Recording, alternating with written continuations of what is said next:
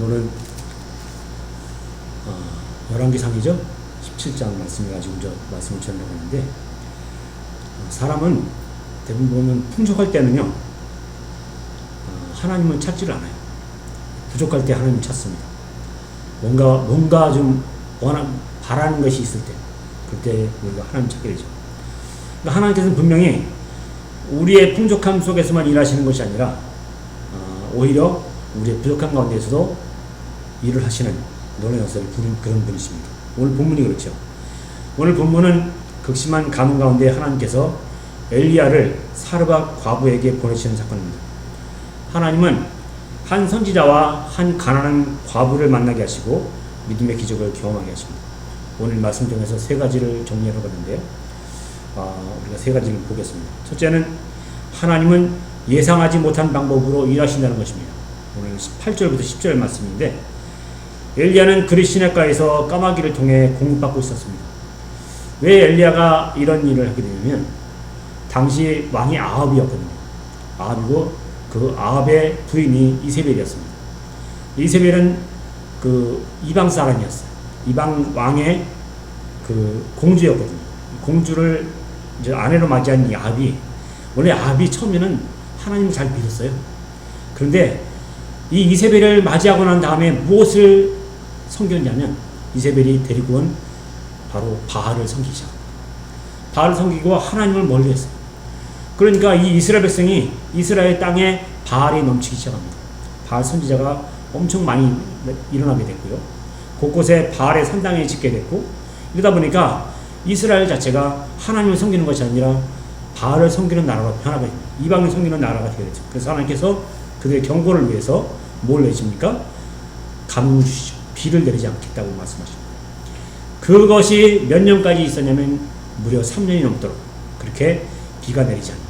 오늘 그런 과정 속인데, 그것을 이제 아합에게 얘기한 다음에 하나님께서 엘리야를 어디 보내냐면 그릿 시냇가를 보내거든요.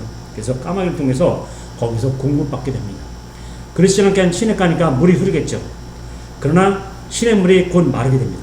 마르게 되고 하나님께서 새로운 명령을 주시는데, 그 명령이 어디냐면 바로 너는 일어나 시돈에 속한 사르밧으로 가라고 합니다. 시돈에 속한 사르밧으로 가라. 사르밧은 이스라엘이 아닌 이방 지역입니다. 더욱 놀라운 것은 하나님께서 엘리야를 부유한 사람에게 보내신 것이 아니라 바로 가난한 과부에게 보내셨다는 것입니다. 참 좀 아이러니하죠? 인간적으로 보면 전혀 이해가 되는 방법이 아닙니다. 그러나 하나님은 우리의 계산을 초월하여 일하십니다. 분명히 먹고 살기 하는 것을 봤을 때는 풍족하고 뭔가 좀 넉넉한 사람에게 보낼 것이라고 우리는 보통 생각하잖아요. 근데 이분 보니까 과부이고 정말 아무것도 없고 이제는 마지막으로 죽을 일만 생각하는 그런 가정에 하나님께서 이 엘리야를 보냈다는 것입니다. 우리는 종종 이 문제는 저 사람이 해결해 줄 수 있을 거야 라고 생각할 때, 이 상황은 이렇게 되어야 한다라고 생각을 합니다. 그런데 전혀 반대의 모습으로 풀리죠. 이게 어떻게 보면 우리의 생각과 하나님의 계획이 다르다는 것입니다. 오늘 본문이 보게 되면 분명히 엘리야를 살리기 위해서는 더 좋은 곳으로, 시냇물이 흐르고 모든 것이 풍족한 그런 곳으로 보내실 거라고 생각했는데, 하나님께서는 그렇지 아니하고 사르밧 과부에게 보내주셔서 그를 만나게 하시는 것입니다. 전혀 이해가 되지 않는 부분이고, 저는 우리가 생각했을 때 이것은 아무것도 뭔가 이루어지지 않을 것 같은 그런 상황입니다. 하나님은 그렇게 역사하십니다. 그렇게 움직이셔요. 하나님의 움직임과 우리의 움직임은 다르다는 것입니다. 하나님의 계획을 철저히 알아듣는 것이죠. 하나님 전혀 예상하지 못한 통로를 사용하신다는 것, 이것을 우리는 알아야 됩니다. 어느 성도가 사업 실패로 큰 어려움을 겪게 되었습니다. 그는 친한 친구들과 가족들에게 도움을 기대했습니다. 그들에게 도움을 구하고 많이 전화를 걸었습니다. 그런데 아무도 도와주지 않았습니다. 친구도 친척도 아무도 외면해버렸습니다.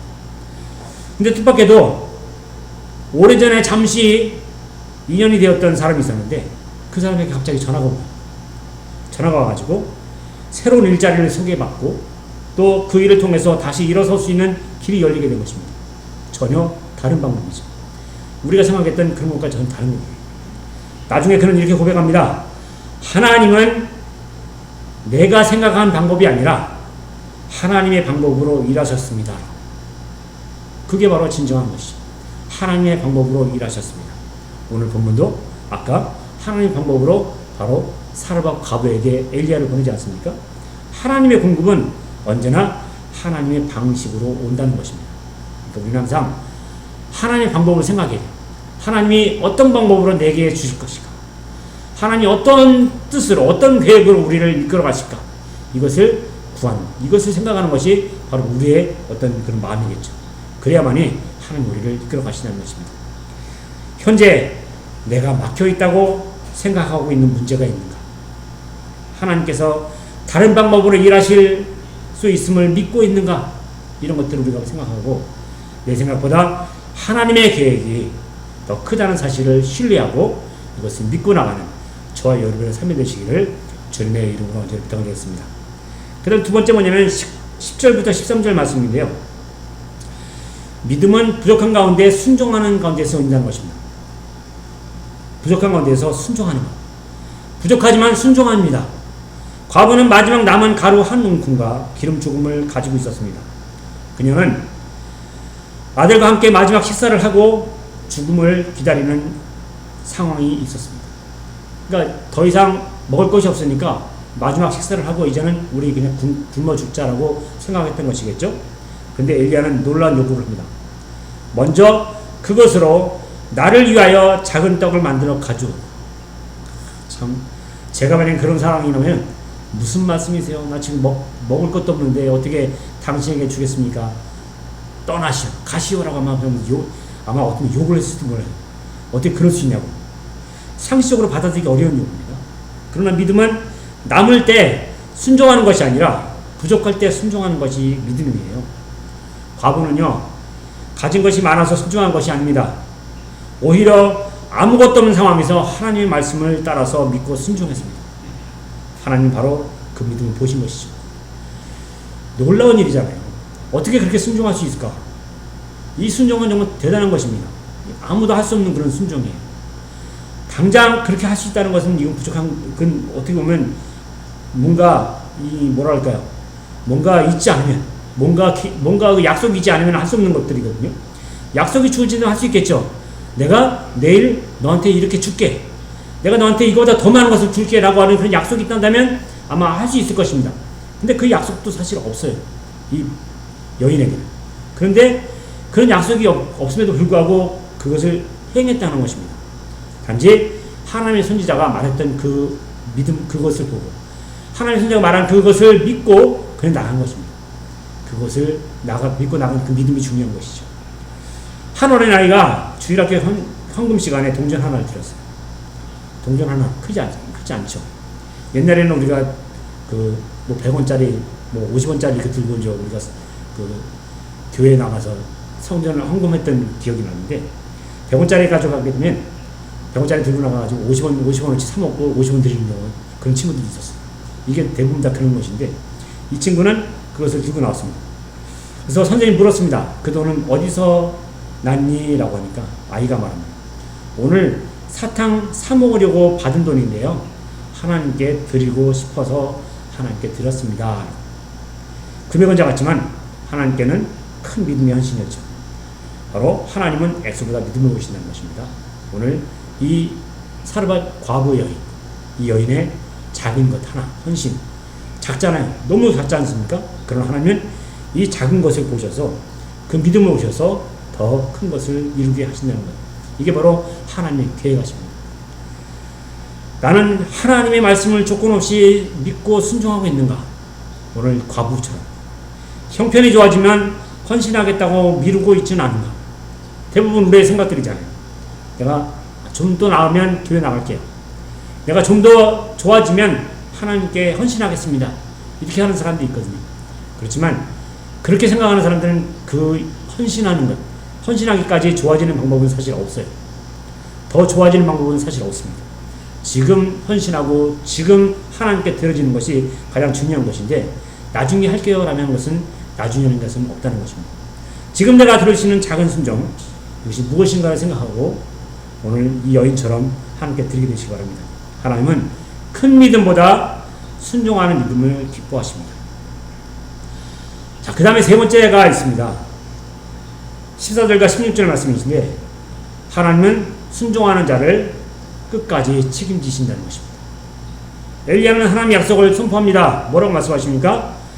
통의 가루가 떨어지지 아니하고 병의 기름이 없어지지 아니하리라.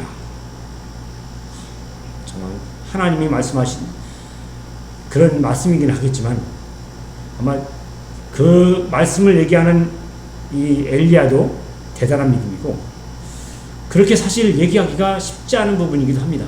당장 아무것도 없거든요. 통이 비어 있습니다. 그리고 기름도 비어 있어요. 근데 그럼에도 불구하고 통의 가루가 떨어지지 아니하고 병의 기름이 없어지지 아니하리라. 이 말씀을 엘리야가 했다는 것입니다. 왜 그럴까요? 하나님이 하시는 말씀이기 때문에.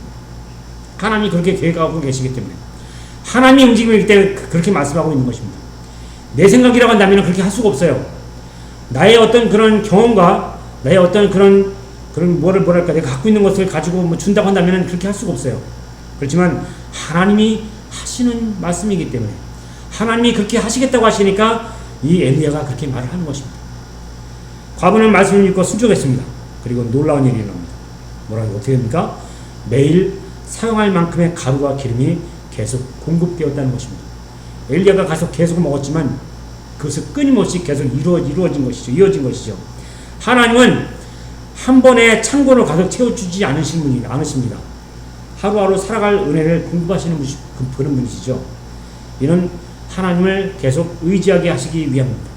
하나님은 그때그때 채워주시고 그때그때 모든 것을 만들어 가시는 그런 분이에요. 왜? 끝까지 하나님을 의지하라고 그렇게 하시는 것이죠.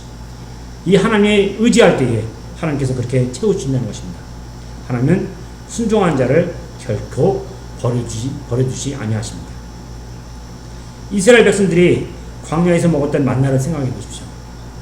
하나님은 40년 동안 매일 만나를 공급하셨어요. 그 만나가 어떻게 됩니까? 자기 먹을 분량만 먹게 돼 있잖아요. 그 이상 욕심부려서 가져가게 되면 그것이 결국은 썩어져 없어져 버립니다. 하루 분량만 딱 주셨거든요. 왜냐하면 백성들이 날마다 하나님을 의지하도록 하시기 위함이었습니다. 하나님이 너희를 지키고 계신다. 하나님이 너희를 책임지고 계신다. 이것을 알게 하기 위해서 그렇게 하시는 것이죠. 오늘도 하나님 우리에게 필요한 은혜를 날마다 공급해 주십니다. 이 은혜 잊지 마시고 공급하시는 하나님과 함께 늘 감사함으로 나가시는 저와 여러분 삶이 되시길 바라겠습니다. 하나님께서 지금까지 나를 어떻게 인도하셨는가를 생각해 보시고 미래에 대한 염려보다 하나님 약속을 붙드는 그런 저와 여러분의 삶이 되길 바랍니다. 오늘 필요한 은혜를 구하며 살 때에 하나님께서는 우리의 창고는 비어있을지 말라도 하나님의 창고는 결코 비어있지 않기 때문에 우리에게 늘 체험을 통해서 모든 것을 이끌어 주실 것입니다. 오늘 사르반 여인처럼 그리고 오늘 엘리야처럼 하나님께서 채우시고 그날 넉넉하게 살아갈 수 있도록 채우시는 은혜, 그 은혜가 우리에게 임하게 될 것입니다. 자, 말씀은 정리합니다.